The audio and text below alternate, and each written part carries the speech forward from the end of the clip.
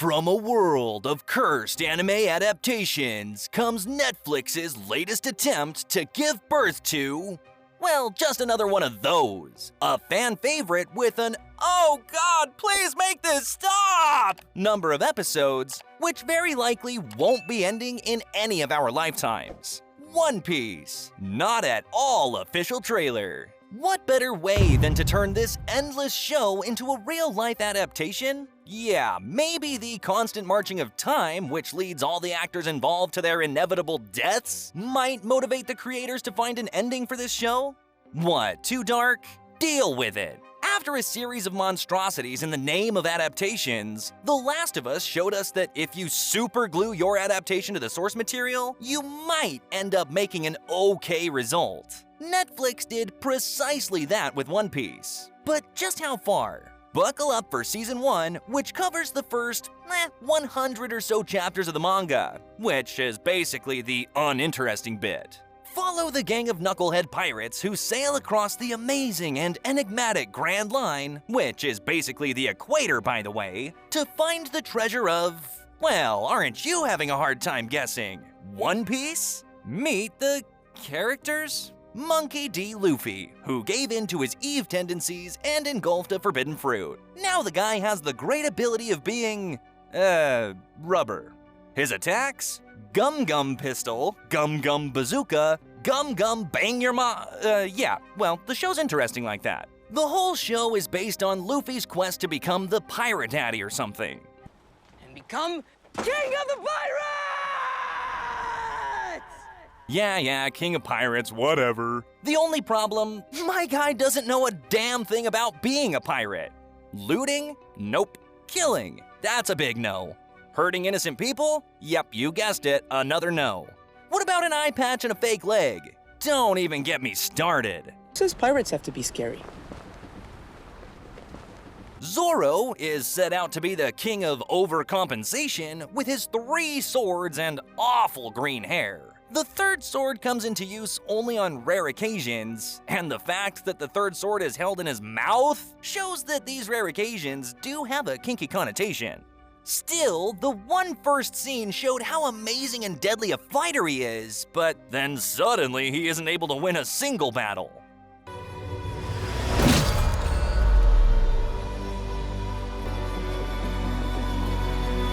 As we said, the show's interesting like that. Nami is into stealing maps, betraying her people, and looting riches. Hell, Nami knows more about being a pirate than Luffy does. Maybe she should be the one going after the One Piece. Then we got Sanji, who saw his mentor eat his own leg. Your leg! What happened?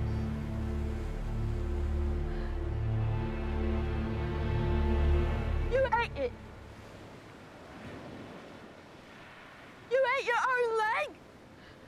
And disagreed with his recipe, so of course he joins the crew to find the 4 C's spices to cook his mentor's other leg. The man really has it kicking out there. But no, literally, he only fights with kicks. Way to mock your mentor, dude. And then we've also got Usopp, who joins the crew because he has daddy issues just like everyone else. Oh, and the ship containing his motherly love has also sailed, so he's set to get a ship of his own. Do you think the villains are any better? Wrong! The daddy issues don't stop at Usopp, since Luffy's very Scottish grandfather is after the pirate gang with a dog for his hat and a snail for his phone. Yeah, you heard that right. The clown pirate Buggy brings in a nose complex and a passion for dismemberment.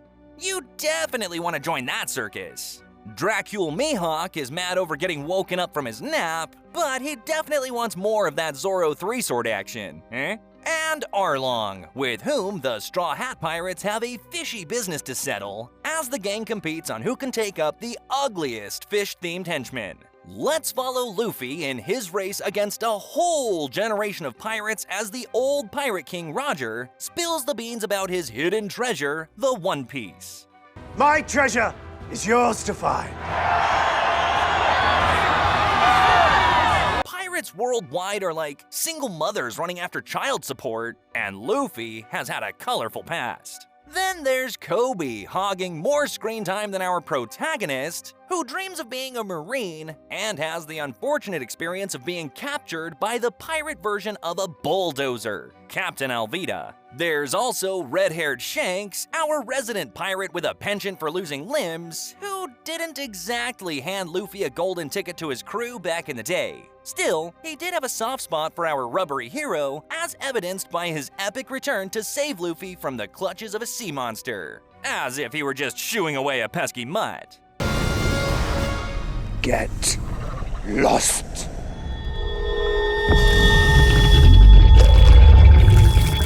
Now, fast forward to the present, where, contrary to the manga, Luffy, Nami, and Zoro are united quicker than instant ramen, embroiled in the great heist of cracking open a safe that's apparently holding the treasure map of the Grand Line, which is pretty much like trying to find your way out of an IKEA maze with no breadcrumbs. Nami, who's got a PhD in navigation, takes this golden opportunity to school Luffy on the finer points of ocean geography, including the mystical Grand Line, where the legendary One Piece treasure is rumored to be stashed. Luffy continuously fails to do anything remotely close to the actions of a pirate, and after Nami extensively backstabs the Straw Hats, I was never part of your stupid crew.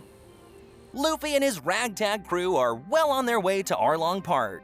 But guess who's joining the party? It's Nami again! Fresh from Cocoa Village, where the villagers decided they've had enough of Arlong's bullshit.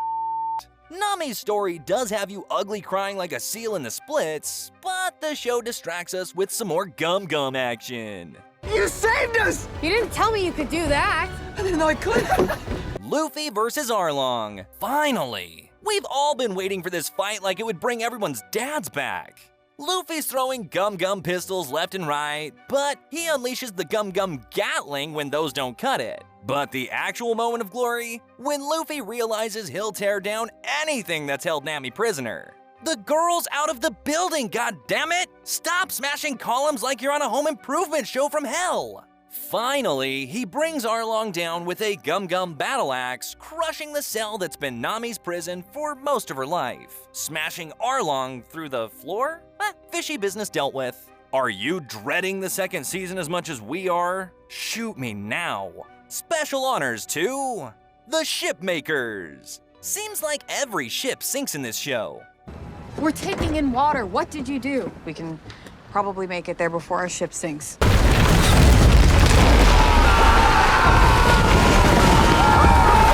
The growing hat. Did anyone notice how Luffy's hat fits perfectly no matter his age? On and off special abilities.